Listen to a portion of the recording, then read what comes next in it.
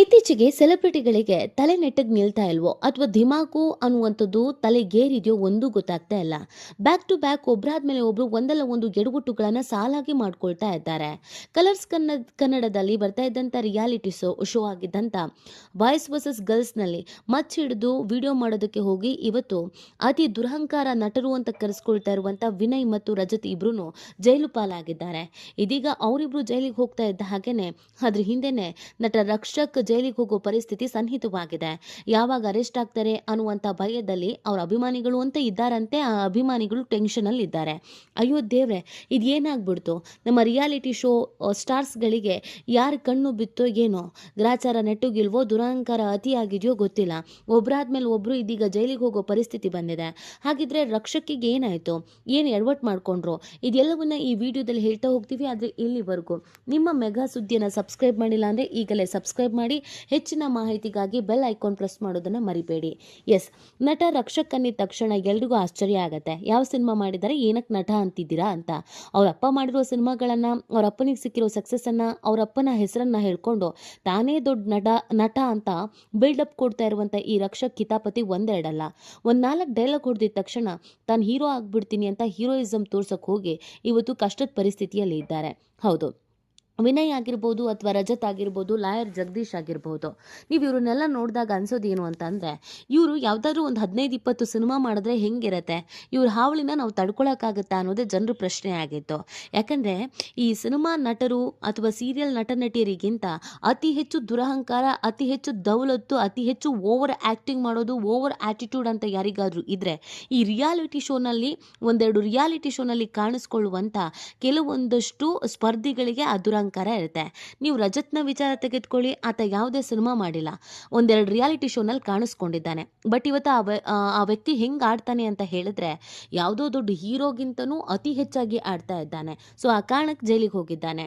So ಇನ್ನೊಂದು ಕಡೆಯಲ್ಲಿ ರಕ್ಷಕು ಎಷ್ಟು ಸಿನಿಮಾ ಮಾಡಿದ್ದಾನೆ, ಇನ್ನು ಯಾವುದೇ ಸಿನಿಮಾ, ಒಂದೇ ಒಂದು ಸಿನಿಮಾದಲ್ಲಿ ಸ್ಟಾರ್ಟಿಂಗಲ್ಲಿ ಏನೋ ಕಾಣಿಸ್ಕೊಂಡಿದ್ದಾರೆ, ಅದನ್ನು ಹೊರತುಪಡಿಸಿದ್ರೆ ಇನ್ಯಾವುದೇ ಸಿನಿಮಾದಲ್ಲೂ ಕೂಡ ಮಾಡಿಲ್ಲ. ಆದರೆ ರಕ್ಷಕ್ ಇವತ್ತು ಆಡ್ತಾ ಇರೋದು ನೋಡಿದ್ರೆ ಒಂದು 150 ಸಿನಿಮಾ ಬ್ಯಾಕ್ ಟು ಬ್ಯಾಕ್ ಮಾಡಿ ಇವತ್ತು ಯಾವುದೋ ಒಂದು ಕಿಚ್ಚ ಅಂತನೋ ಅಥವಾ ಡಿ ಬಾಸ್ ಅಂತನೋ ಅಥವಾ ರಾಕಿಂಗ್ ಸ್ಟಾರು ಅಂತನೋ ಈ ಥರ ಗೋಲ್ಡನ್ ಸ್ಟಾರು ಅಂತನೋ ಯಾವುದೋ ಒಂದು ಸ್ಟಾರ್ಗಿರಿ ಬಂದಿರುವಂಥ ನಟರಿಗಿಂತ ಅತಿ ಹೆಚ್ಚು ಓವರ್ ಆ್ಯಕ್ಟಿಂಗ್ ಆಡ್ತಾ ಇದ್ದಾರೆ. ಇದೇ ರಕ್ಷಕ್ ಇದೇ ರೀತಿಯಾಗಿ ಓವರ್ ಆ್ಯಕ್ಟಿಂಗ್ ಮಾಡೋದಕ್ಕೆ ಹೋಗಿ ಇವತ್ತು ಸಂಕಷ್ಟದ ಪರಿಸ್ಥಿತಿಯಲ್ಲಿ ಸಿಲುಕಿರುವಂಥದ್ದು. ತಾನು ಮಾತಾಡಿದ್ದಕ್ಕೆಲ್ಲ ಶಿಳ್ಳೆ ಹೊಡಿತಾರೆ, ತಾನು ಮಾತಾಡಿದ್ದಕ್ಕೆಲ್ಲ ಚಪ್ಪಾಳೆ ಹೊಡಿತಾರೆ, ತಾನು ಮಾತಾಡೋದೆಲ್ಲ ಹಿಟ್ ಆಗುತ್ತೆ, ಟ್ರೋಲ್ ಆಗುತ್ತೆ, ಟ್ರೆಂಡಿಂಗ್ ಆಗುತ್ತೆ ಅಂತ ಅಂದ್ಕೊಂಡು ದುರಹಂಕಾರ ತೋರಿಸೋದಕ್ಕೆ ಹೋಗಿ ಇವತ್ತು ಚೀಮಾರಿಯನ್ನು ಹಾಕಿಸ್ಕೊಳ್ತಾ ಇದ್ದಾರೆ. ಅಷ್ಟಕ್ಕೂ ರಕ್ಷಕ್ ಮಾಡಿದ್ದು ಎಡವಟ್ಟು ಏನು ಅಂತ ಅಂದರೆ, ಈಗ ಭರ್ಜರಿ ಬ್ಯಾಚುಲರ್ಸ್ ಅನ್ನುವಂಥ ಒಂದು ರಿಯಾಲಿಟಿ ಶೋ ಜಿ ಕನ್ನಡದಲ್ಲಿ ಕಾಣಿಸ್ಕೊಳ್ತಾ ಇದೆ. ಇದು ಬಿಗ್ ಹಿಟ್ ಆಗಬೇಕು ಅನ್ನುವಂಥ ನಿಟ್ಟಿನಲ್ಲಿ ಸಾಕಷ್ಟು ಪ್ರಯತ್ನವನ್ನು ಕೂಡ ಚಾನಲ್ನವರು ಮಾಡ್ತಾ ಇದ್ದಾರೆ. ಒಂದು ಹುಡುಗ ಒಂದು ಹುಡುಗಿಯನ್ನು ಆಯ್ಕೆ ಮಾಡಿ ಅವರನ್ನು ಜೋಡಿ ಮಾಡಿ ಭರ್ಜರಿ ಬ್ಯಾಚುಲರ್ಸ್ ಅನ್ನುವಂಥ ಒಂದು ರಿಯಾಲಿಟಿ ಶೋನ ನಡೆಸ್ತಾ ಇರೋದು. ಇದರಲ್ಲಿ ರಕ್ಷಕಿಗೆ ರುಮಾಲ ಅವರು ಜೋಡಿ ಆಗಿದ್ದಾರೆ. ಸೊ ಇಂಪ್ರೆಸ್ ಮಾಡಬೇಕು, ಜಡ್ಜ್ಗಳನ್ನು ಇಂಪ್ರೆಸ್ ಮಾಡುವಂಥ ಒಂದು ಟಾಸ್ಕ್ ಇತ್ತು, ಜೊತೆಗೆ ಹುಡುಗಿಯನ್ನು ಕೂಡ ಇಂಪ್ರೆಸ್ ಮಾಡುವಂಥ ಟಾಸ್ಕ್ ಇತ್ತು. ಈ ಟಾಸ್ಕ್ನಲ್ಲಿ ಇಂಪ್ರೆಸ್ ಮಾಡೋದಕ್ಕೆ ಅಂತ ಹೋಗಿ ತನ್ನ ತಲೆ ಮೇಲೆ ತಾನೇ ಚಪ್ಟಿಕಲ್ಲಿ ಎಳ್ಕೊಂಡಿದ್ದಾರೆ ರಕ್ಷಕ್ ಅಂತ ಹೇಳಿದ್ರೆ ತಪ್ಪಾಗ್ಲಿಕ್ಕಿಲ್ಲ.